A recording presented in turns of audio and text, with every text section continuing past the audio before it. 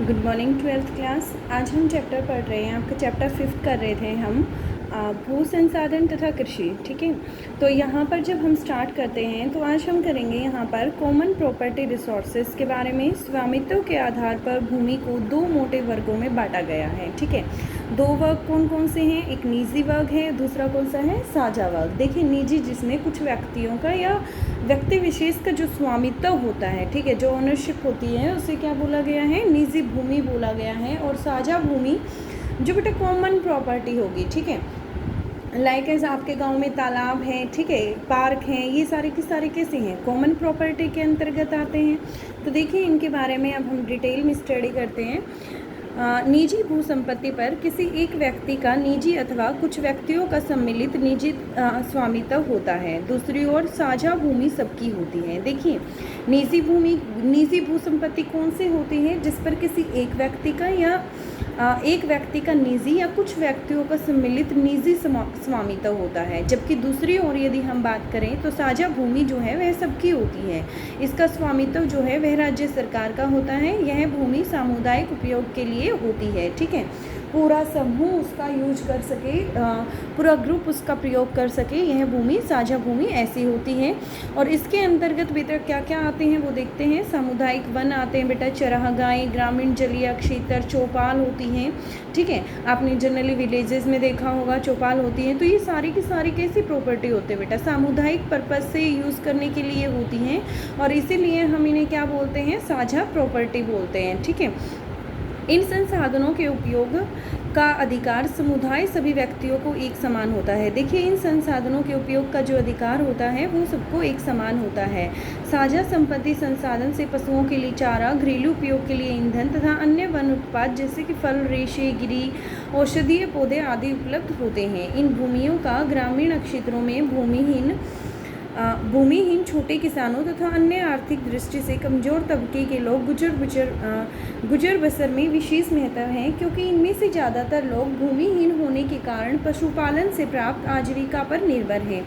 देखिए, जो ये प्रॉपर्टी होती है जिसे आप साझा प्रॉपर्टी कह रहे हैं, तो ये कहता है कि जो किसान भूमिहीन होते हैं, ठीक है, जो गरीब किसान होते हैं, तो उनके लिए काफ़ी मददगार साबित होती है। ठीक है, क्यों मददगार साबित हो सकती है बेटा? ये इसका प्रयोग करके, पशुपालन करके इसमें अपनी आजीविका चला सकते हैं, अपने जीवन का गुजारा कर सकते हैं, जीवन यापन कर सकते हैं। ठीक है, फिर उसके बाद देखिए, ग्रामीण महिलाओं के लिए इन साझा जो भूमि है इनका विशेष महत्व है, क्योंकि गाँव में चारा व ईंधन लाने की जिम्मेदारी उन्हीं की होती है।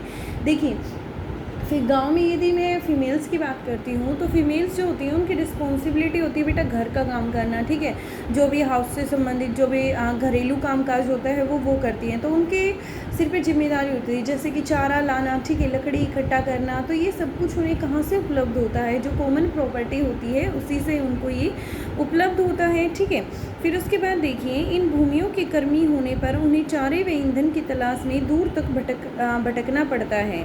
जो ये भूमियाँ हैं इनकी कमी यदि हो जाती है तो इसकी वजह से जो फीमेल्स हैं उनको चारे और ईंधन की तलाश में दूर तक भटकना पड़ता है। ठीक है, आज गांव में साझा संपत्ति जो संसाधन है वह अवैध कब्जों के कारण सिकुड़ गया है। क्यों सिकुड़ गया है? उसका सबसे बड़ा रीज़न क्या है? उसका सबसे बड़ा रीज़न है कि जो अवैध कब्जे होते जा रहे हैं। ठीक है, मतलब लीगल रूप से उनका कोई अधिकार नहीं है उस प्रॉपर्टी पे, देन आफ्टर भी मतलब उन पर कब्जे हो रहे हैं। ठीक है, उन्हें ही हम क्या कह रहे हैं? अवैध कब्जा कह रहे हैं। और इसी वजह से जो साझा संपत्ति संसाधन है वो काफ़ी सिकुड़ गए हैं। अतः इनके बचाव व रख रखाव की जिम्मेदारी सभी गांव के सभी घरों की है। ठीक है, फिर उसके बाद नेक्स्ट हम यहाँ पर देखेंगे भू संसाधनों का किसानों के लिए क्या महत्व है। Importance of land resources for farmer. यदि भू संसाधन हमें उपलब्ध हैं तो उसका किसान के लिए किसान के जीवन में क्या भूमिका है, ये हम यहाँ पर देखेंगे। ठीक है, तो देखिए, भू संसाधनों का सबसे ज़्यादा महत्व किसानों व कृषि मजदूरों के लिए होता है। देखिए, भू संसाधनों का सबसे ज़्यादा उपयोग जो है या इम्पोर्टेंस जो है वह किसके लिए होती है? जो कृषि मजदूर होते हैं, या आप ये कह सकते हैं जो किसान हैं उनके लिए, क्योंकि उनकी रोज़ी रोटी खेती व ज़मीन से प्राप्त होती है। क्योंकि जो भी रोज़ी रोटी प्राप्त करते हैं, जो भी उन्हें भोजन उपलब्ध होता है वो कहाँ से उन्हें प्राप्ति होती है? ज़मीन से ही उन्हें उपलब्ध होता है। इसके 3 कारण है बेटा, 3 रीज़न एग्जैक्टली आपको दिए गए हैं। तो देखिए सबसे पहले हम बात करते हैं कृषि भूमि से ज़मीन पर। कृषि पूरी तरह से, ठीक है, ज़मीन पर आधारित है, अतः कृषि उत्पादन में भूमि का योगदान जो है वह द्वितीयक व तृतीयक क्रियाकलापों की अपेक्षा ज़्यादा है। देखिए यदि हम यहाँ पर बात करते हैं तो जो कृषि है बेटा वो पूरे तरीके से ज़मीन पर आधारित है। दैट मीन्स वो ज़मीन पर ही की जा सकती है, उस भूमि पर ही की जा सकती है। अतः जो कृषि उत्पादन में भूमि का योगदान जो है वह द्वितीयक और तृतीयक क्रियाकलापों की अपेक्षा ज़्यादा है। भूमि का ज़्यादा प्रयोग किस में किया जा रहा है? जो प्राथमिक सेक्टर है। और प्राथमिक सेक्टर कौन सा है बेटा? जिसमें कृषि, पशुपालन, ये सब कुछ है। तो द्वितीयक और तृतीयक क्रियाकलापों की बजाय ज़्यादा भूमि का प्रयोग किस में किया जाता है? जो प्राथमिक क्रियाएं हैं, जो हमारी कृषि से संबंधित क्रियाएं हैं। यही वजह है कि गांव में भूमिहीनता सीधी सीधी गरीबी का कारण बनी रहती है। यदि किसी किसान के पास भूमि नहीं है या आप ये उसे भूमिहीनता कहते हैं। देखिए भूमिहीनता का क्या अभिप्राय है? जिसके पास भूमि नहीं है, ठीक है। तो जिसके पास भूमि नहीं है तो वही रीज़न है कि गरीबी का कारण बनती है। भूमि की गुणवत्ता अथवा उपजाऊपन कृषि उत्पादकता को प्रभावित करती है। भूमि की देखिए बेटा अच्छी क्वालिटी होगी तो प्रोडक्शन जो है वो क्या होगा? ज़्यादा होगा। समझ रहे हैं ना आप इस चीज़ को? कि यदि फर्टिलिटी उसकी होगी मिट्टी की, सॉइल की, तो उससे क्या होगा? उसकी क्या नाम है, कृषि जो उत्पादकता है वह ज़्यादा होगी, मगर उस पर बने किसी कारखाने के उत्पादन को प्रभावित नहीं करती है।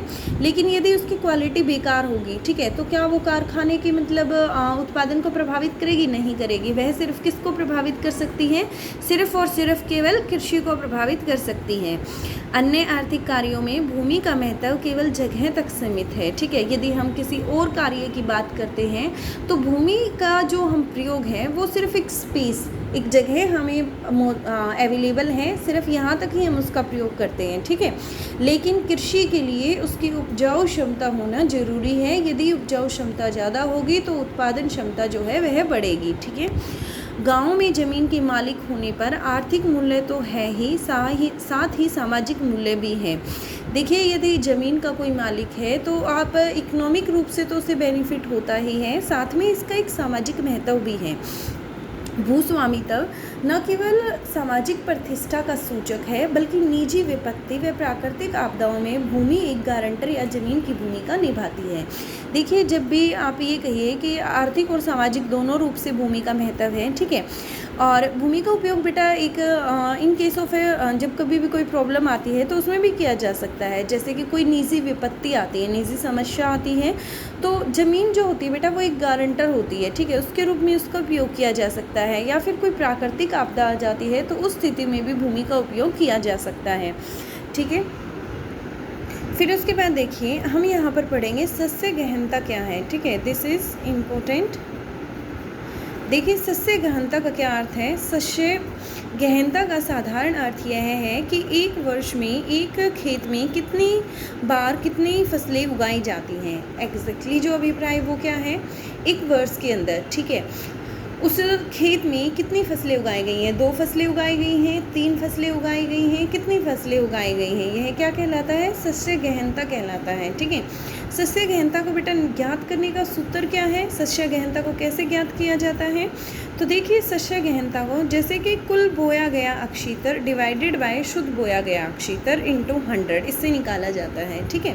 अब मैं आपको यहाँ से एक एग्जाम्पल के थ्रू बेटा ये क्लियर कर देती हूँ। जैसे आप मान लीजिए आपके पास 5 एकड़ भूमि है, ठीक है। आपके पास क्या है बेटा?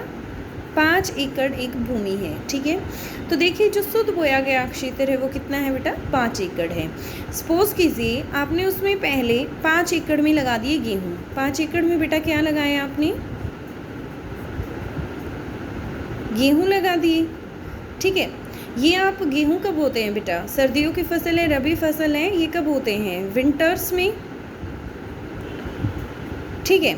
अब रेनी सीज़न आया आपका, रेनी सीज़न आया तो उस बरसात के मौसम में आपने सपोज़ कीजिए जो ये 5 एकड़ ज़मीन थी इसमें से 3 एकड़ पर आपने चावल लगा दिए, 2 एकड़ आपने फ्री छोड़ दी, ठीक है। तो एक साल में बेटा आपने कितना यूटिलाइजेशन किया उस ज़मीन का? टोटल 8 एकड़ यूज़ किया, ठीक है। तो देखिए कुल बोया गया क्षेत्र बेटा कितना हो गया, 8 एकड़ हो गया। ये आपका फॉर्मूला है कुल बोया गया क्षेत्र, इट इज़ डिवाइडेड बाय शुद्ध बोया गया क्षेत्र इंटू 100। परसेंटेज निकालने के लिए 100 हो गया। Clear to you. तो देखिए कुल बोया गया क्षेत्र 8 एकड़ है, तो मैंने 8 लिखा यहाँ से। फिर उसके बाद शुद्ध बोया गया क्षेत्र कितना है, 5 एकड़ है, तो मैंने यहाँ से 5 राइट डाउन कर दिया। ठीक है, परसेंटेज निकालने के लिए बेटा 100 कर दिया मैंने यहाँ से, 5 2 ज़ा 10। ठीक है, तो जो यहाँ पर शस्य गहनता है, शस्य गहनता यहाँ से कितनी है बेटा, 160% है। ठीक है, clear to you now. Okay, तो ये आपका न्यूमेरिकल पोर्शन भी हो गया और आई थिंक आपका ये फॉर्मूला भी यहाँ से क्लियर हो गया है। ठीक है, अब इंग्लिश मीडियम स्टूडेंट्स अपनी बुक ओपन करें।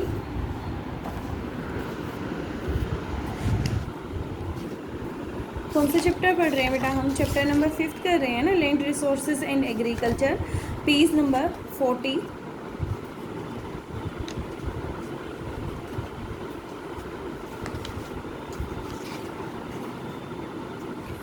चलिए बेटा, हम कहाँ आए हुए थे, हम देखिए land use changes in India. ठीक है, लैंड का जो प्रयोग है वह भारत में जिस तरीके से बदल रहा है, तो उसके बारे में हम यहाँ पर कर रहे थे और इसके हम 2 पॉइंट्स पढ़ चुके थे। फर्स्ट हमने पढ़ा था the size of economy and second हमने पढ़ा था the composition of the economy. Now we are discussing about the third one. Thirdly, through the contribution of agriculture activity reduces over time. जैसा कि हम देख रहे हैं यहाँ पर, जैसे जैसे समय बीतता जा रहा है एग्रीकल्चर एक्टिविटीज़ जो हैं वह रिड्यूस होती जा रही हैं over the time. The pressure on the land for agriculture activity does not decline. लेकिन फिर भी जो भूमि है उसके ऊपर जो एग्रीकल्चर एक्टिविटी है उसकी वजह से मतलब यहाँ पर उसके ऊपर प्रेशर जो है वह डिक्लाइन नहीं हुआ है, कम नहीं हुआ है। The reason for continue pressure on agriculture land, और एग्रीकल्चर लैंड पे जो आज भी प्रेशर बना हुआ है वो क्या उसके एग्जैक्टली रीज़न है वो हम यहाँ से देखते हैं। First one is in developing countries. यदि डेवलपिंग कंट्रीज़ की बात करें, the share of population dependent on agriculture usually declines. यदि मैं डेवलपिंग कंट्रीज़ की बात करूं तो वहाँ पर जो ऐसी जनसंख्या जो कृषि पर निर्धारित है, निर्भर है, ठीक है, उनके वो जो जनरली क्या होती जा रही है, डिक्लाइन होती जा रही है, कम होती जा रही है, much more slowly compared to the decline in the sector share in the GDP. और ये ज़्यादा स्लो है किस चीज़ के कंपैरिजन में, जो कि जीडीपी के शेयर में गिरावट आ रही है due to agriculture. Second point क्या कहता है यहाँ पर, the number of people that the agriculture sector has to feed is increasing day by day.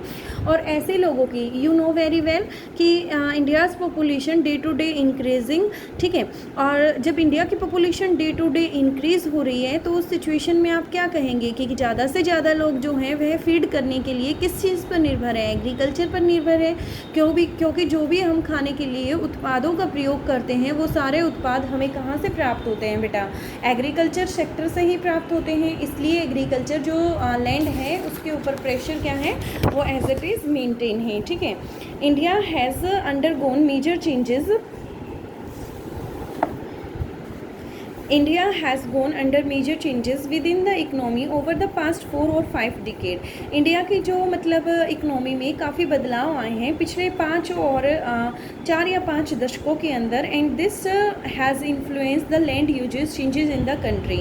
और इसकी वजह से मतलब लैंड का जो प्रयोग है उसके जो यूजेस हैं वो क्या है, चेंज होते जा रहे हैं। These changes between 1951 and 2014 have been shown in table 5.1। देखिए आपको एक बार ग्राफ दे रखा है बेटा, ये बार ग्राफ की रिप्रेजेंटेशन आपको आनी चाहिए। देखिए changes in the share of land uses in the India, एक आपको बार ग्राफ दिया गया है बेटा 1951 तो, और फिर दूसरा दिया गया है आपको ये, ठीक है। जब मैं फॉरेस्ट की देखिए, जो बिल्कुल लाइट वाला कलर है बेटा वो 1950 से 1951 का बार ग्राफ रिप्रेजेंट करता है, जो डार्क वाला है वो कौन सा रिप्रेजेंट करता है, 2014-15 वाला, ठीक है। लाइट वाला पहले वाला और डार्क वाला बाद वाला, ठीक है।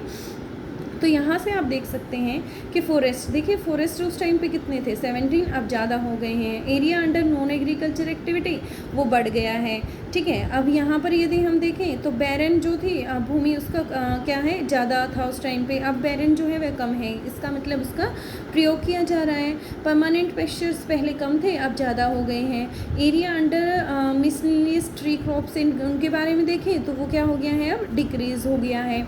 कल्चरेबल वेस्ट लैंड है वो भी क्या हो गई है, डिक्रीज़ हो गई है। Fellow other the current land, ये भी डिक्रीज़ हो गई है। करंट फेलो की बात करें तो वो इंक्रीज़ हो गई है। और नेट शोन एरिया देखें तो वो भी क्या हो गया है, इंक्रीज़ हो गया है। ठीक है, तो देखिए कहता है there are 2 point that you need to remember before you drive some meaning from this figure. यहाँ पर 2 पॉइंट ऐसे हैं जब आपको ये फिगर देखने से पहले, मतलब समझने से पहले इन चीज़ों को समझना जरूरी है। फिर इसमें कहता है firstly the percentage shown in the figure have been drived with respect to reporting area. ठीक है, ये जो परसेंटेज है ये एक स्पेसिफिक एरिया के अकॉर्डिंग ड्राइव की गई है। Secondly since even the reporting area has been relatively constant over the year. ये कहता है कि दूसरा यहाँ पर ये कि रिपोर्टिंग एरिया जो है हैज़ बिन रिलेटिवली कांस्टेंट, वो एरिया क्या है, कांस्टेंट है ओवर द ईयर्स, इतने सालों से। A decline in one category usually leads to increase in some other category. ऐसा हो सकता है कि एक कैटेगरी में जिस भूमि का डिक्लाइन किया गया है उसी भूमि का दूसरी उस कैटेगरी में यूज़ कर लिया गया है और इस वजह से वहाँ पे इंक्रीज आ गया है। ठीक है, it may be possible like age but I want to see that like age. अभी यहाँ पर हम देखें तो फॉरेस्ट में बेटा यहाँ पर क्या हो गए हैं, इंक्रीज हो गए हैं। ठीक है, तो यहाँ की कुछ भूमि, यहाँ पर कुछ एक्स्ट्रा मतलब भूमि का यूज़ किया गया है। ठीक है, लेकिन इट में भी पॉसिबल कि वो एक्स्ट्रा भूमि यहाँ से आई हो बेटा, क्योंकि यहाँ पे ये चीज़ क्या हो गई है, डिक्लाइन हो गई है। ठीक है, और यहाँ पे ये चीज़ इंक्रीज़ हो गई है, तो यहाँ की कुछ भूमि, कहाँ, यहाँ से यहाँ आई हो, तब जाके इस चीज़ का यूटिलाइजेशन हुआ हो। ठीक है, तो एक चीज़ इंक्रीज़ हुई है और दूसरी चीज़ डिक्रीज़ हुई है। आपको पता है कि जो भूमि है वो तो एक सीमित संसाधन है, तो किसी एक्टिविटी में उसकी जो वो डिक्लाइन स्टेज पर है और किसी में वो इंक्रीज़ हो गई है। ठीक है, फिर देखिए 4 categories have undergone increases while 4 have registered decline.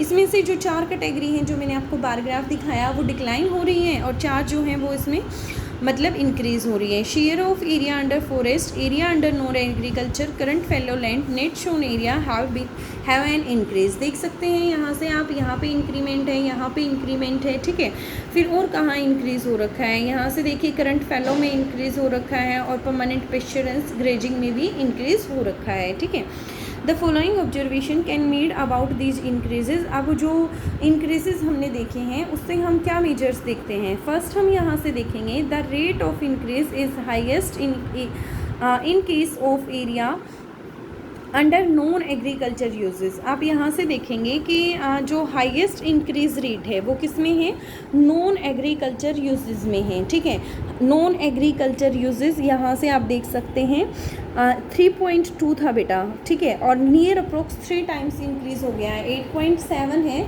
तो 2.5 तो एटलीस्ट इंक्रीज़ हो गया है। तो मैक्सिमम जो एरिया इंक्रीज़ हुआ है वो किस में इंक्रीज़ हुआ है, नॉन एग्रीकल्चर एक्टिविटीज़ में हुआ है। ठीक है, पहले नॉन एग्रीकल्चर एक्टिविटीज़ में कम लैंड का यूज़ किया जाता था, जबकि आज के टाइम पे नॉन एग्रीकल्चर एक्टिविटीज़ में लैंड का प्रयोग जो है वह ज़्यादा किया जाता है। ठीक है, फिर उसके बाद देखिए this is due to the changing of structure of Indian economy. और यह किस वजह से है, जो भारत की अर्थव्यवस्था बदल रही है उसकी वजह से, विच इज़ इंक्रीजिंगली, जो बढ़ रही है डिपेंडिंग ऑन द कंट्रीब्यूशन।